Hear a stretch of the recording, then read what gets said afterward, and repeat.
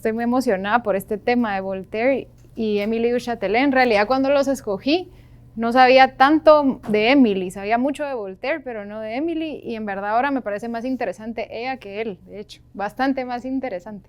Y para iniciar con un rompehielo, si pueden, en realidad, ¿qué son los grandes amores? Si le pueden dar un abrazo o le pueden dar la mano, si prefieren, a una persona que tengan cerca y contarles.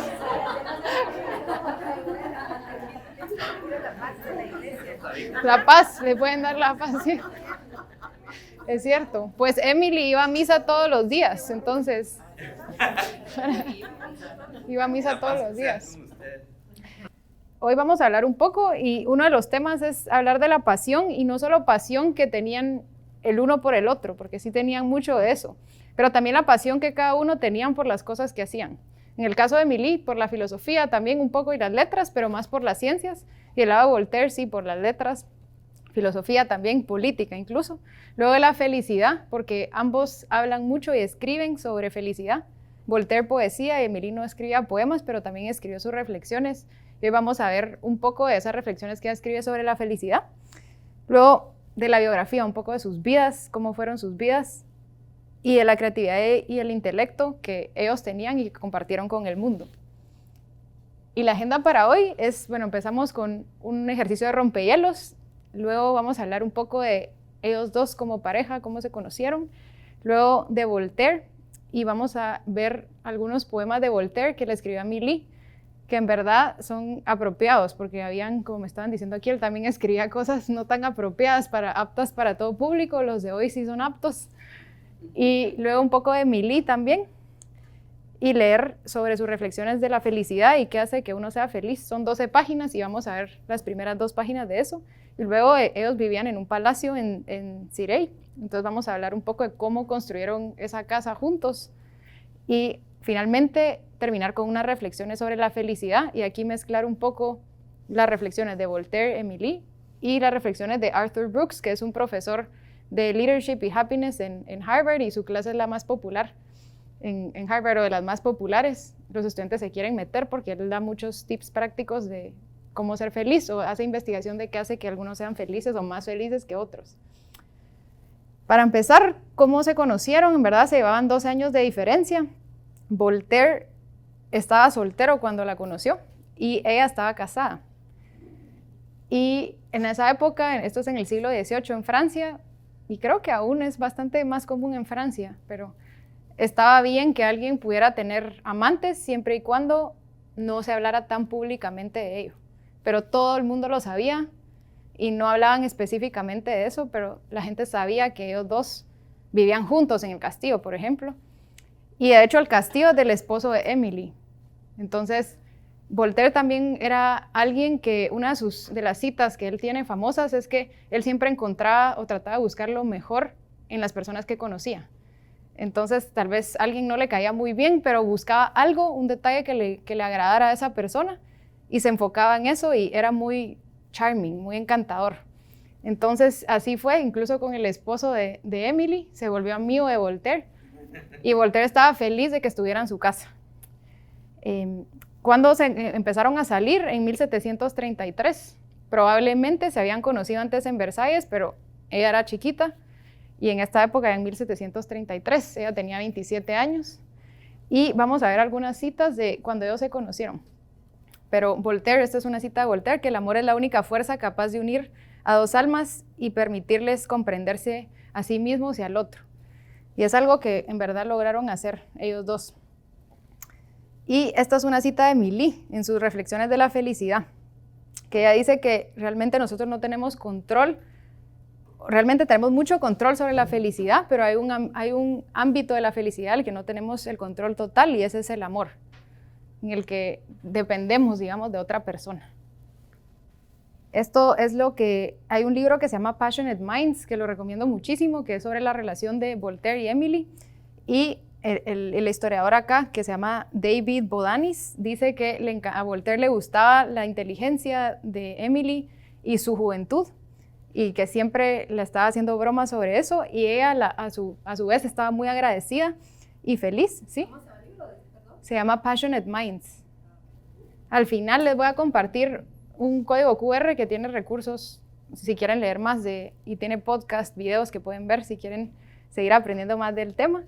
Y bueno, ella se sentía muy agradecida con Voltaire porque finalmente encontró a alguien con quien podría mostrar su intelecto sin sentirse avergonzada de eso o sin sentirse insegura de eso. Y Voltaire siempre que hablaba en público sobre ella, hablaba muy bien. Y en realidad se complementaron muy bien porque Émilie era de la realeza, no de la realeza, pero de la nobleza francesa. Y Voltaire era más un commoner, se podría decir. Su papá era notario y había hecho dinero, pero en esa época no importaba que tenía dinero, no era nadie.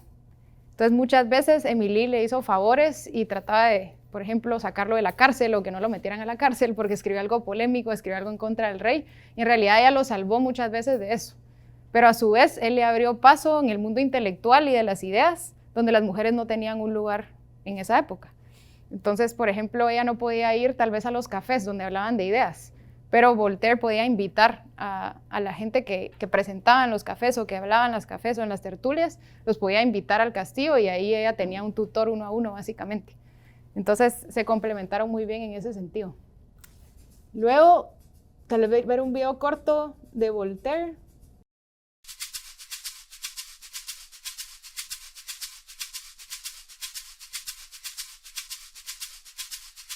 François-Marie Arouet was born in Paris in 1694. His father, a well-established lawyer, sent him to the best school in the capital, and by all accounts he was a brilliant student. The young Arouet decided at an early age to make his name as a writer, or rather to remake his name, as the first thing he did was to change this name to Voltaire. The 18th century is often referred to as the Age of Reason or the Age of Enlightenment, but sometimes more fairly simply as the Age of Voltaire. So changing his name was a good call.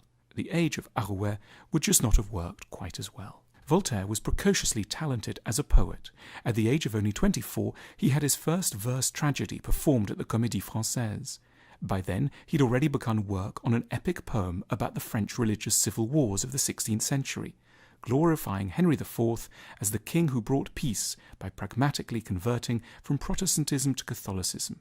This was to be a subject dear to Voltaire's heart, for under the guise of writing a national epic, he was dwelling at length on the bloody consequences of religious intolerance. Right from the start, Voltaire's views on religion were expressed robustly. He was not an atheist, in part because he thought that some minimal belief in a deity was useful for social cohesion. Voltaire's God had created the world, instilled in us a sense of good and evil, and then basically taken a back seat. This was known as rational religion, or in the 18th century called natural religion or deism, and it had no truck with metaphysics of any kind. Voltaire was basically a man of reason who loathed fanaticism, idolatry, and superstition. That men can kill each other to defend some bit of religious doctrine which they scarcely understand is something he found repellent, and he reserved his greatest hatred for the clerics who exploited the credulity of believers to maintain their own power base. Voltaire wanted religion, but not the church. For obvious reasons, the Catholic authorities were not keen for Voltaire's poem about Henry IV, La Henriade, to be published in France. So Voltaire decided to go and publish it in London instead, and in 1726 went and travelled to England. What began as a business trip soon turned, however, into something quite different, and Voltaire ended up staying in England for some 2.5 years. He learnt to speak English fluently, got to know writers and politicians, and became a great admirer of English Protestant culture. He decided to write a book about his experience of England, and the Letters Concerning the English Nation appeared first in English in 1733. The French authorities were horrified. The book was censored, and Voltaire only narrowly avoided prison. That's because the book presented an informal portrait of English culture in a witty and ironical style, looking in turn at religion, politics, science, and literature, in ways that were critical, implicitly, of French culture and politics. Here, for example, is how Voltaire presents the Royal Exchange, a handsome building in the heart of the City of London where merchants from across the world would meet to transact business. Take a view of the Royal Exchange, Voltaire wrote, where the representatives of all nations meet for the benefit of mankind. There the Jew, the Mahometan, and the Christian transact together as though they all profess the same religion, and give the name of infidel to none but bankrupts. There the Presbyterian confides in the Anabaptist, and the Churchman depends on the Quaker's word. At the breaking up of this pacific and free assembly, some will withdraw to the synagogue, and others to take a glass. This man goes and is baptized in a great tub in the name of the Father, the Son, and the Holy Ghost. That man has his son's foreskin cut off, while a set of Hebrew words, quite unintelligible to him, are mumbled over his child. If one religion only were allowed in England, the government would very possibly become arbitrary. If there were but two, the people would cut one another's throats. But as there are such a multitude, they all live happy and in peace. Voltaire's message is clear. Religious differences are trivial and separate men, while trade is important and brings them together. His conclusion that the plurality of religions in England leads to a more peaceful society is, of course, a covert criticism of France, where the Catholic Church was so dominant. The letters concerning the English nation also discuss Locke and Newton, thinkers then poorly known in France. The subject matter might seem challenging, but Voltaire is a past master at popularizing difficult material. Ask any school child today what they know about Newton, and they'll tell you about the apple falling on his head, and the survival of this anecdote is due entirely to Voltaire. He heard it from Newton's niece, and immediately understood that this simple, homely image was the perfect way of conveying the simplicity of Newton's explanation of the force of gravity. After Voltaire used the story in his letters concerning the English nation, everyone remembered it, and Voltaire left his mark on English popular culture. Voltaire struggled with the question of good and evil, the problem at the heart of his best-known work, Candide, which was published in 1759 and was a bestseller from the moment it appeared. Translated into every possible language, it remains the most widely read work of the European Enlightenment. It's even left its mark on our language. Expressions like pour encourager les autres, to encourage the others, or il faut cultiver le jardin, we must cultivate our garden, have entered common usage. In the best of all possible worlds, yes, that's another one, speakers of French or English quote Candide without even realizing it. And that's the sure mark of a classic. Candide is a timeless work, a satire of the human condition. But it's also a work of the Enlightenment, and its philosophical theme is announced in the title, Candide or Optimism. The hero of Candide, as his name tells us, is an innocent anti-hero. He is enthralled to his tutor, Pangloss, who preaches the philosophy of optimism. This is not optimism in the modern sense of looking on the bright side. Optimism, spelt with a capital O, and as expounded by the German philosopher Leibniz, was an attempt to answer the age-old problem of evil. Why, if God is good, does he permit the existence of evil in the world? To which the 18th century Leibnizian optimist replies, evil is all part of some greater pattern of good. All partial evil, universal good, as the English poet Pope put it. In other words, evil doesn't really exist at all. It's just something which man imagines because of his limited view of the world. You might think this sounds like a bit of a confidence trick, and Voltaire certainly did. But this idea did find widespread acceptance in the 18th century. Candide's great mission was to put this philosophy to the test. Ejected from his comfortable home in an obscure German castle after trying to seduce the baron's beautiful daughter Cunégonde, Voltaire's hero Candide undergoes many trials and tribulations. Conscripted into the army, he fights in a war, then deserts, only to find himself a witness to an earthquake in Lisbon. Candide is repeatedly brought face to face with evil in its most extreme forms. Moral evil in the case of the earthquake, where man is not apparently to blame, and most of all human evil, such as a war where man is very definitely to blame. Pangloss's breezy optimism is clearly an inadequate response to enormities of evil on this scale. Eventually, even Candide comes to realize this. To quote from the book, and sometimes Pangloss would say to Candide, all events form a chain in the best of all possible worlds, for in the end, if you'd not been given a good kick up the backside and chased out of a beautiful castle for loving Miss Cunégonde, and if you hadn't been subjected to the Inquisition, and if you hadn't wandered about America on foot, and if you hadn't dealt the Baron a good blow with your sword, and if you hadn't lost all your sheep from that fine country of El Dorado, you wouldn't be here now eating candied citron and pistachio nuts. That is well put, replied Candide. But we must cultivate our garden. After 1760, Voltaire took up residence in the chateau at Ferney, just outside Geneva. By now, he was the most famous living writer in Europe, and he became widely known as the Patriarch of Ferney.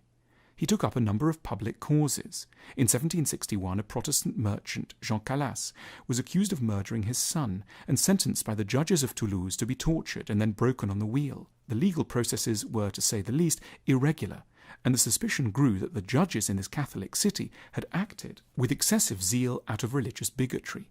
Voltaire became involved in the case and mounted an energetic campaign to rehabilitate Calas's memory and help the members of his family who'd been left destitute. He wrote letters to those in authority and published a stream of pamphlets, culminating in 1763 in his Traité sur la tolérance, which begins with the historical facts of the Calas case and broadens out into a history of religious intolerance in European culture. Voltaire's writings had enormous impact on public opinion, and eventually the judges in Paris quashed the judgment of the Toulouse court. Too late to save Calas, but a huge victory for Voltaire, who'd learnt an important lesson about how change could be brought about through the pressure of public opinion. "Opinion rules the world," he wrote in 1764, but in the long run, it's the philosophers who shape this opinion. Voltaire said of himself that he wrote to act, and he wanted his writings to change the way people thought and behaved. In leading his crusades against fanaticism, he even invented a campaign slogan, "Écraser l'infâme," which translates roughly as "crush the despicable."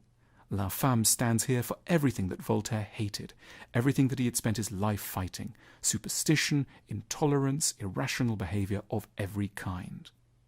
We should never forget that Voltaire was also a brilliant writer, one of the greatest stylists the French language has ever known.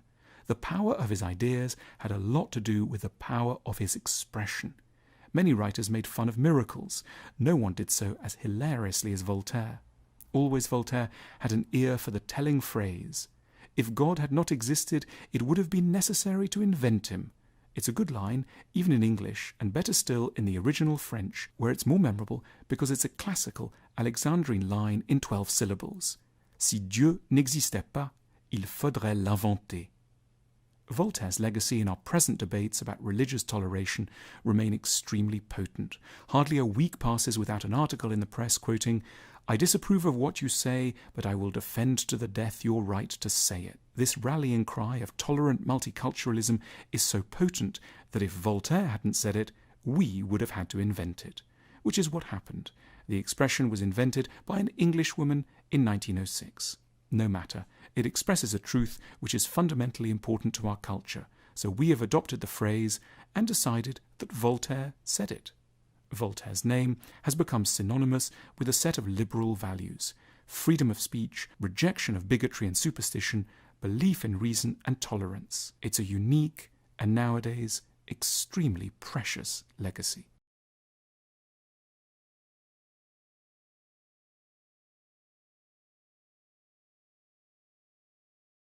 Y algo que Voltaire hizo también, era muy buen aprendiz, que cuando se fue por primera vez a Inglaterra, se suponía que se iba a ir un par de meses y se quedó 2 años y medio. Entonces él solito aprendió inglés y aprendió a leer en inglés y conoció a muchos pensadores en esa época.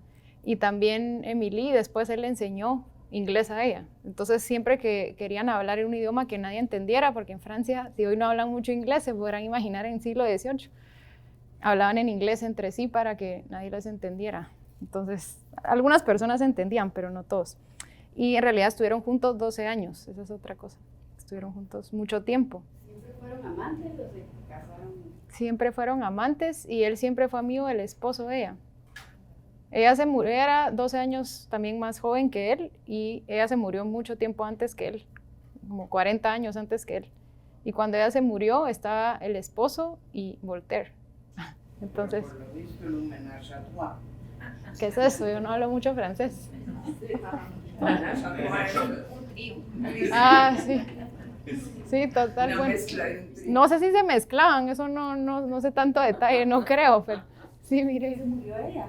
Ella estaba embarazada de otra persona que no era ni el esposo ni Voltaire a los 42 años y de hecho cuando estaba primero cuando se enteró que estaba embarazada, trató de terminar su trabajo que estaba haciendo en esa época, que era, les voy a contar después, pero estaba traduciendo Principia Matemática de Newton y lo estaba traduciendo al francés, pero no solo traduciendo, sino escribiendo cómo, haciendo simbolismo y haciendo comentarios para que la gente pudiera entender a Newton en Francia. Entonces no era solo traducir, sino era explicar a Newton. Entonces no dormía mucho porque ella sentía que se iba a morir. Tenía 42 años cuando estaba embarazada. Y ya había tenido antes 4 hijos. Uno de sus hijos había fallecido a los 2 años, creo, de una enfermedad. Voltaire también tenía hijos aparte. Y nunca tuvieron hijos juntos, ellos dos.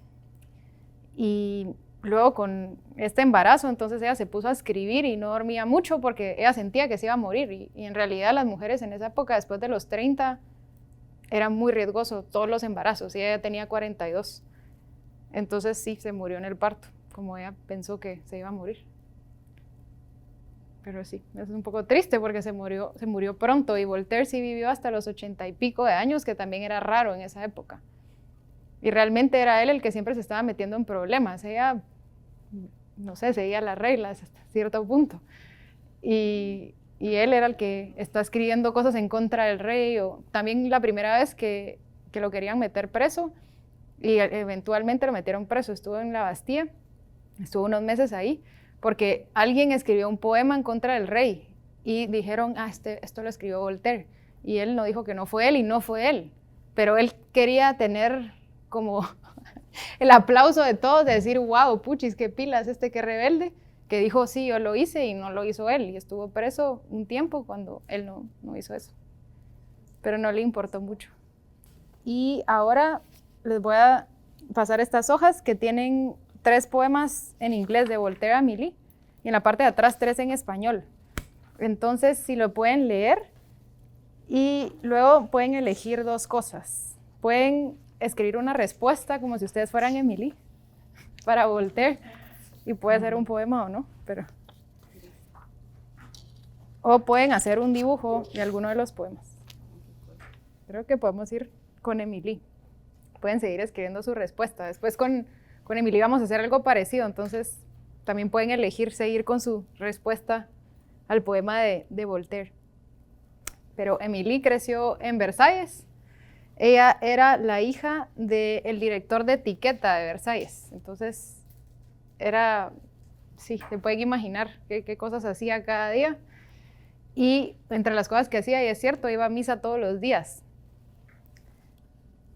Leía muchísimo y eso era algo extraño, en general era extraño de que cualquiera leyera, más extraño todavía que una mujer leyera.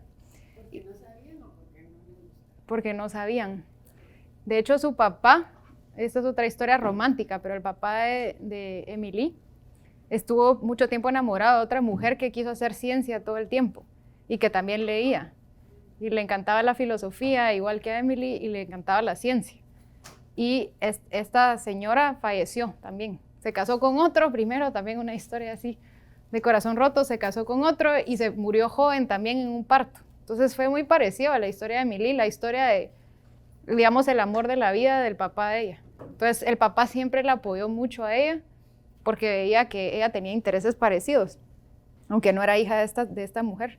Y el papá le empezó a llevar tutores y ella empezó a traducir obras y aprendió también italiano, aparte del francés. Ahí todavía no hablaba inglés y también hablaba latín. De sus intereses, otra cosa que hacía, que no era muy común que las mujeres hicieran, es que hacía esgrima. Y era común que los hombres hicieran esgrima, no era tan común que las mujeres lo hicieran. La otra cosa es que le encantaba jugar cartas y como era, no sé, científica, matemática, yo no soy matemática, pero podía muchas veces apostaba y ella hacía sus propios métodos para ganar, o casi siempre ganaba. Entonces apostaba para ganar dinero para comprar libros. Básicamente se gastaba el dinero y aparte esos eran los vestidos que usaban en esa época y sí era muy femenina. Eso me parece interesante porque al principio cuando leí todo esto que le gusta el esgrima, las cartas y que es muy intelectual, pensé, bueno, seguro no le gustaban las cosas que sí le gustaban a las niñas de esa época, pero también le gustaban esas cosas. Le gustaba mucho arreglarse, le encantaban los vestidos. Y esto es lo que el papá decía, que mi hija está loca, que lee demasiado y que el dinero que se ganó jugando cartas lo está usando, o la mitad de ese dinero lo usó en comprar libros. Y lo que pensaban sus papás es que nadie se va a querer casar con ella porque lee demasiado. Pero sí, alguien se quiso casar con ella, y este era un marqués que también estaba en el ejército. Y también venía otra familia noble y se casaron en 1725. También era mucho más grande que ella, él tenía 34 y ella tenía 19 años. Y al año de que se casaron tuvieron a su primer hijo, y en total tuvieron a 4 hijos. El último cuando ella tenía 27, y el que se murió fue su segundo hijo. Ellos también se llevaban muy bien, eran amigos. O sea, eran amigos, y más que todo aceptaban que cada quien tenía sus amantes y se llevaban bien. Ella algo que hizo fue escribir sus opiniones sobre la Biblia. Entonces fue verso por verso, porque como tenía mucho interés en la religión en general, por esto de ir a misa todos los días y por crecer en Versalles en el siglo XVIII. Y lo que hizo fue que escribió línea por línea su comentario, incluyendo las cosas en las que no estaba de acuerdo. Entonces ahí ya empezaba a tener también un interés en las ciencias, y por ejemplo decía, bueno, ¿cómo así que al principio había sombras y todavía no había sido creado el sol? O cosas así. Entonces está escribiendo sus comentarios sobre todo, incluyendo las cosas que ella piensa, y en esa época todo el mundo pensaba que la Biblia era literal, o muchas personas pensaban eso. Y de hecho era un poco hereje pensar que no. Entonces ella pensaba, no, esto no puede ser literal, y escribe mucho de eso, pero eso es muy adelantada a su época. Y esto, en realidad, este libro no ni está traducido al inglés, y por muchos años fue un manuscrito. Luego su trabajo más famoso fue su introducción a la física, que fue cómo tradujo en todos los sentidos el trabajo de Newton, porque no solo lo tradujo en el sentido del idioma, sino en hacerlo más entendible para la gente de esa época. Y cuando ella era niña, digamos, nadie hablaba mucho de física. Y para la época en la que ella se murió, la gente sí tenía mucho más interés en la física, en gran parte gracias al trabajo que ella hizo de hacerlo más popular.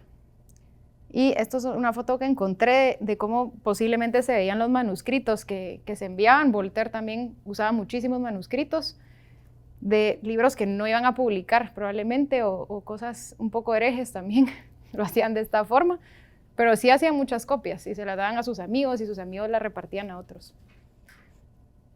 Y bueno, de los idiomas que hablaba latín, eventualmente después aprendí inglés, italiano, y también hablaba holandés y griego.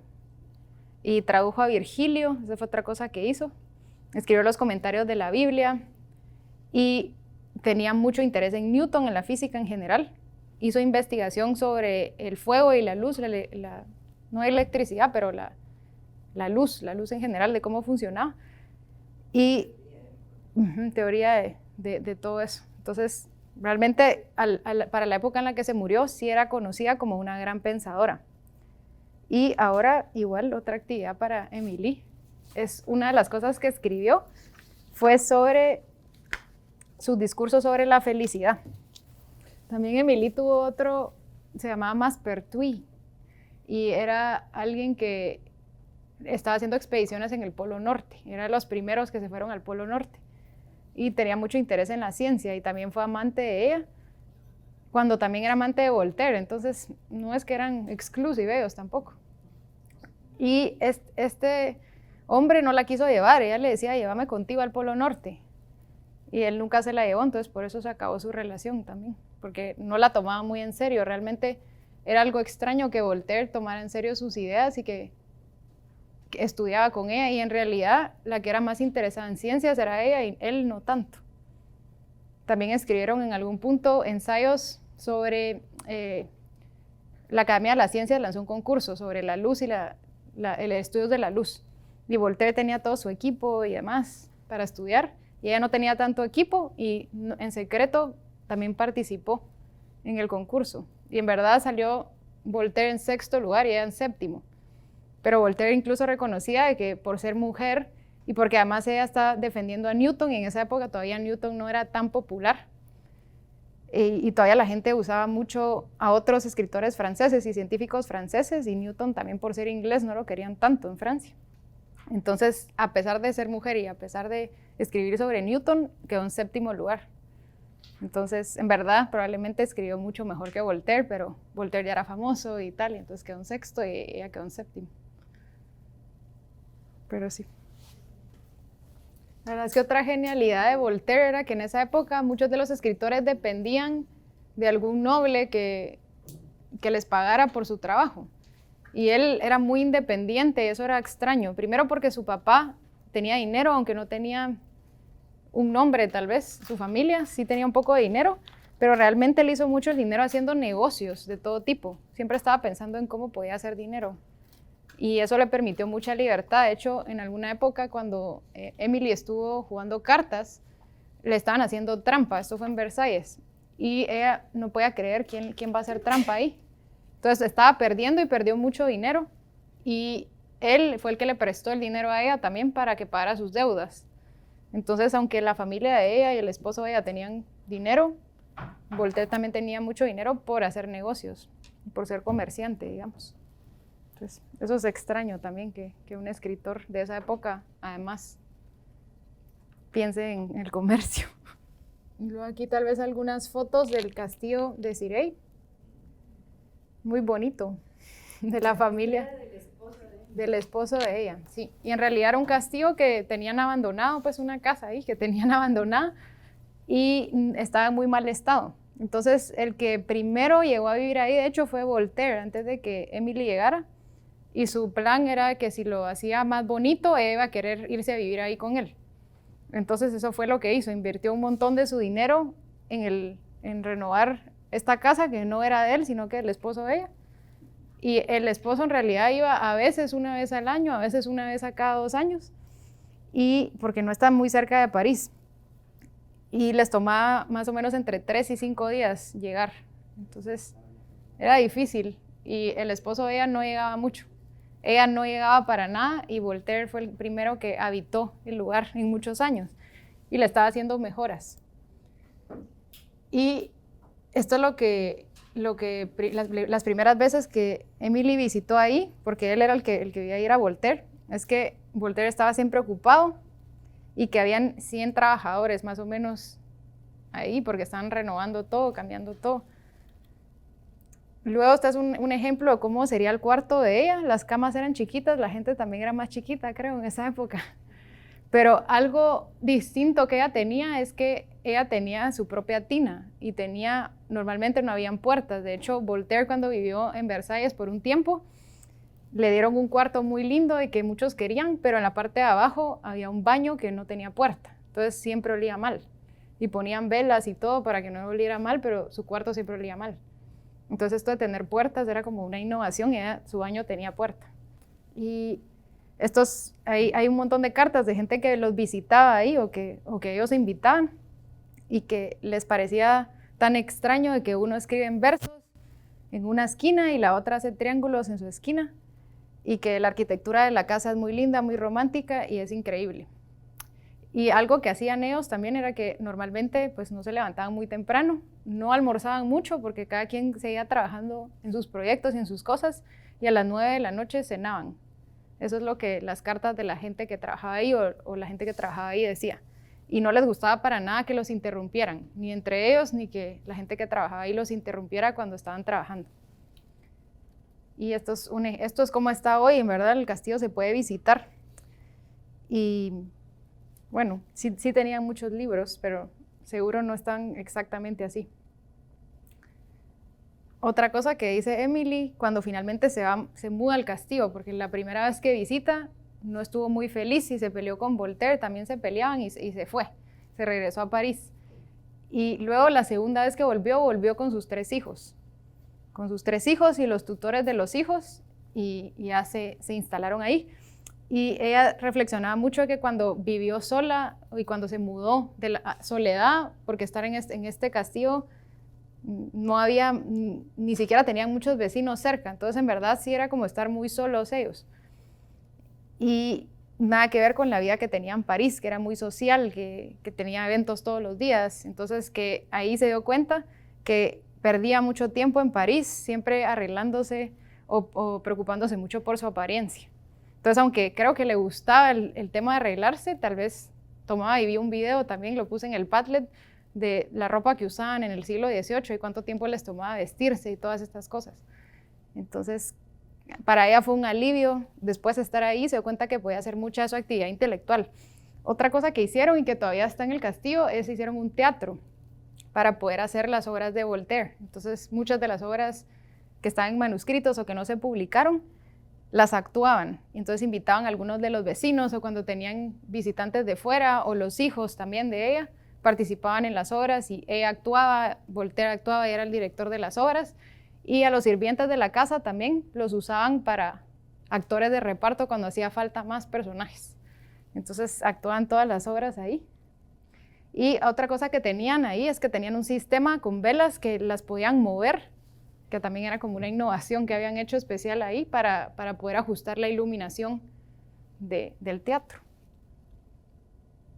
Y esto es también cuando estaban viviendo juntos ya oficialmente, que ella se había mudado, que Voltaire se está quejando de que ella está poniendo ventanas donde yo puse puertas, está cambiando y poniendo gradas donde yo puse chimeneas y chimeneas donde puse gradas, está sembrando plantas de un tipo cuando yo puse plantas de otro tipo, está poniendo hierbas, está poniendo flores y en realidad estaban felices, aunque se peleaban mucho, incluso para ver cómo decorar la casa, estaban muy felices de estar juntos.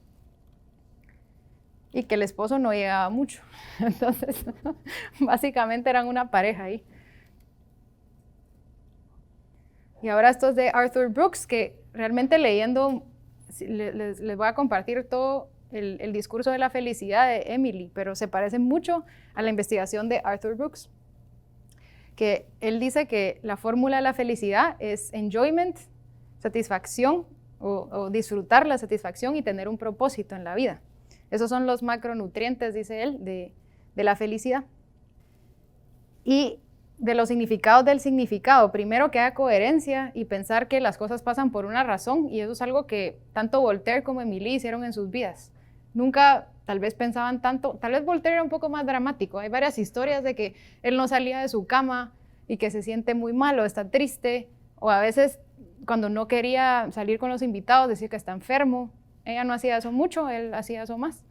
Pero a pesar de todo, seguía adelante con sus trabajos y proyectos, aunque la gente no esté de acuerdo con sus ideas o fueran tan avanzadas para la época o tan distintas a la época, igual seguían con eso.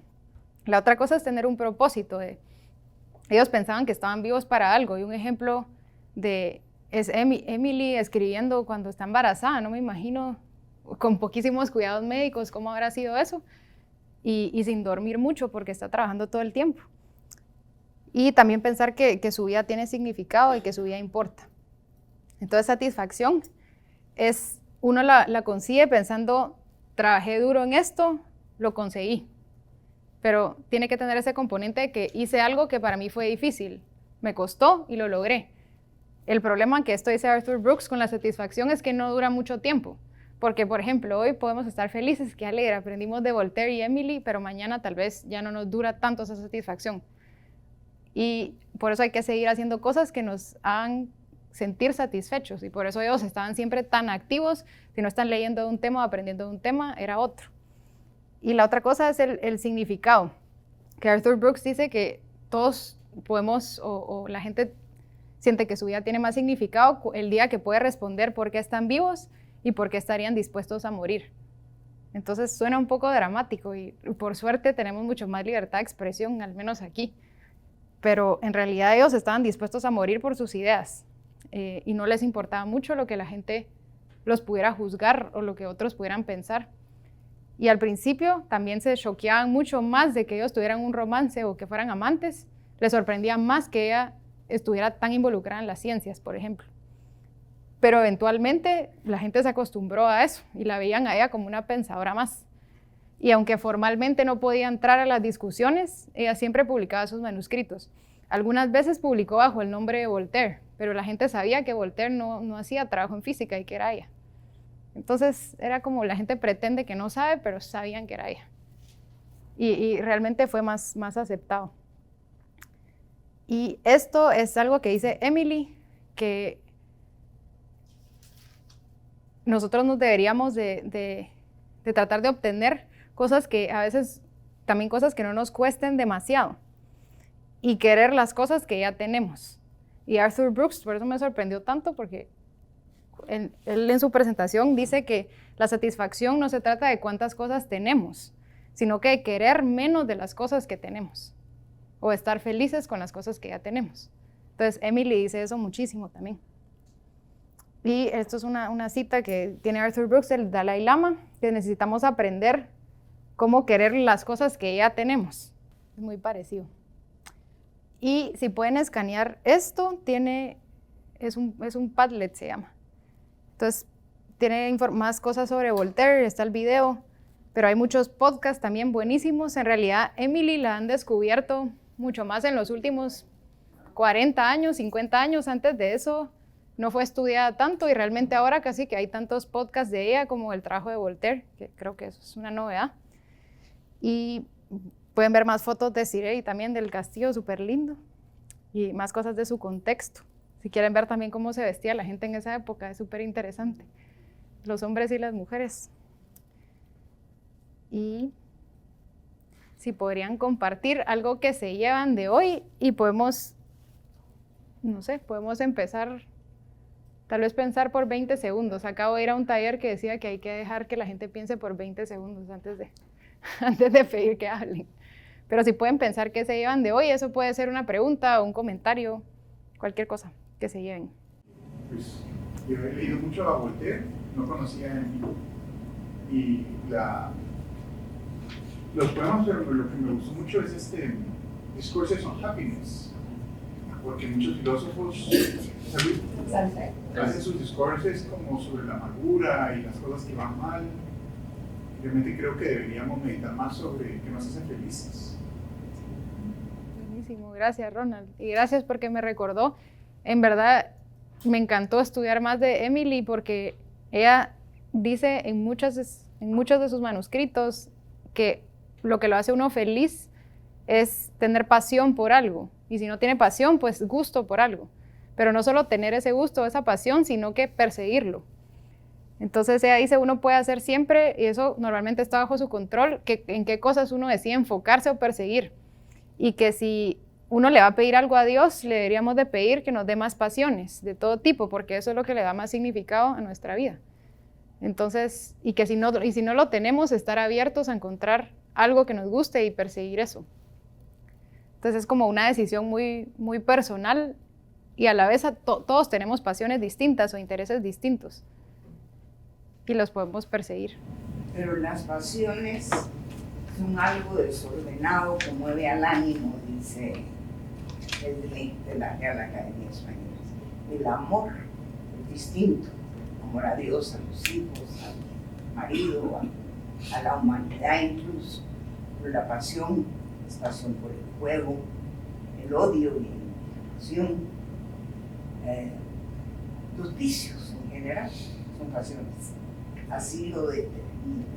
Sí, y en realidad creo que incluso la relación entre Voltaire y Emily empezó siendo como una chispa, una pasión que se ven todos los días y están obsesionados el uno con el otro, pero se volvió, yo diría, en algo que se volvió como amor y apreciación el uno del otro. Cuando uno mira las cosas que Voltaire sigue escribiendo años después sobre Emily, también es cierto que escribía de otras chicas, pero seguía escribiendo sobre ella y seguían reuniéndose o seguían cenando, o cada quien trabaja en sus cosas, pero compartían muchas cosas, intereses intelectuales o pasiones intelectuales. Entonces creo que eso los unió y logró que por eso estuvieran juntos 12 años.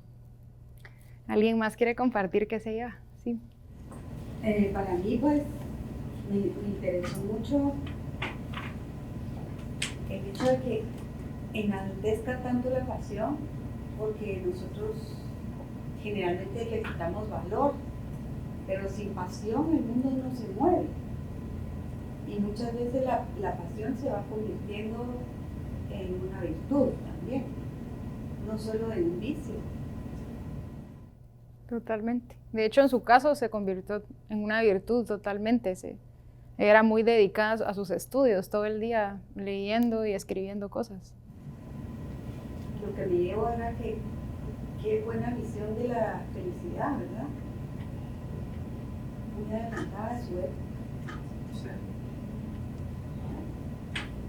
Yo me llevo que si bien Voltaire criticó y satirizó el optimismo, como que en su vida sí lo vivía, tal vez un optimismo racional, diría más Wrigley, pero como que todas las cosas que escribe, la forma que escribe, y también Emil, como que siempre estaban viendo lo bueno en las cosas. Entonces hay que ser optimistas racionales. Bueno, sí, Cándido lo demuestra, porque Cándido es todo el tiempo el optimismo.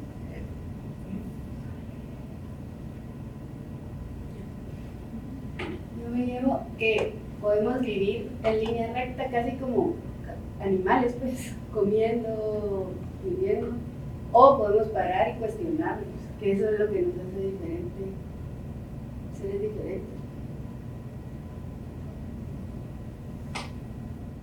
Por suerte ahora uno se puede cuestionar más. En esa época, creo que en este caso ayudaba que Emily haya crecido en Versalles, que su papá tenía este puesto importante, que venía de una familia importante y a familia antigua, porque eso le permitió a ella estudiar estas cosas, que creo que si Voltaire hubiera sido mujer, probablemente siendo un commoner, no creo que habría logrado mucho. Me encantó la vida de ella, no sabía en realidad su vida, y me encantó saber que la apasionaba la lectura, la apasionaba aprender, cabal, como que uno en su día a día, si se sienta a comer con gusto, disfrutarlo, o sea, hacer las actividades diarias, buscar esa pasión en leer un buen libro, o tener una buena conversación, o sea, aprender algo todos los días, o sea, realmente ya se puede ver cómo él está enamoradísimo de ella, ser una mujer tan inteligente. Pues sí, me encantó aprender de ella, gracias. A mí quizás lo que me encanta es cómo ahora están todos estos libros sobre la felicidad y todo, y lo vemos como algo que pareciera alguno de literatura y realmente está basado en cosas escritas hace tanto tiempo. Tengo que escribirle a Arthur Brooks para ver si ha leído este discurso en la felicidad, porque yo no lo conocía antes de esto. Y se parece mucho a lo que él dice 300 años después. Entonces, Tal vez lo leyó. sí, tal vez.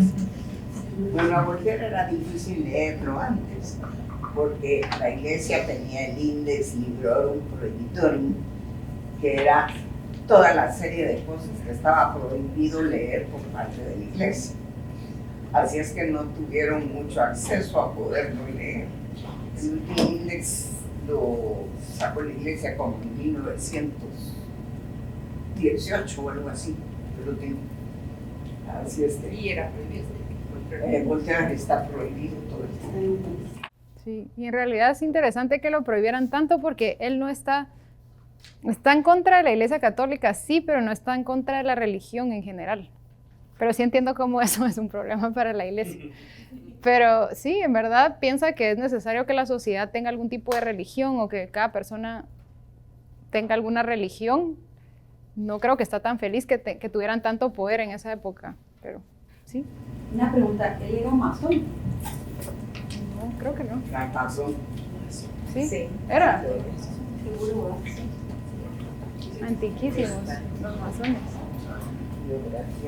Pero ahí dijo que la religión era solo como un bálsamo social.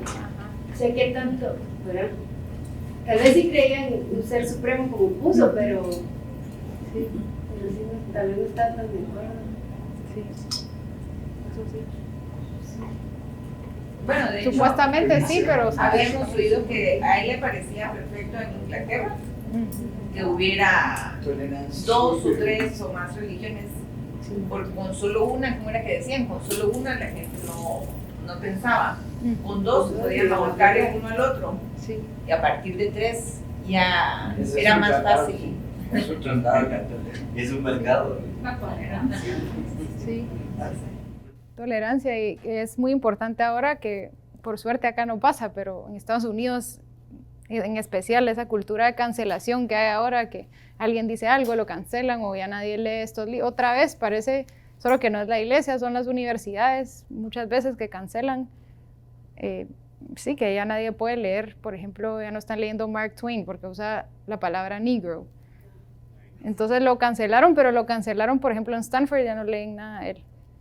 Entonces, sí, a uno ahora le parece una locura, a Voltaire le habría parecido una locura absoluta, seguramente, porque creía mucho en la discusión de las ideas y en la tolerancia, de que yo no estoy de acuerdo contigo probablemente, o no creo que lo que tú estás haciendo está bien, pero lo puedes decir, y yo también puedo decir que no estoy de acuerdo. Entonces, sí, esa es otra cosa. Buenísimo, gracias.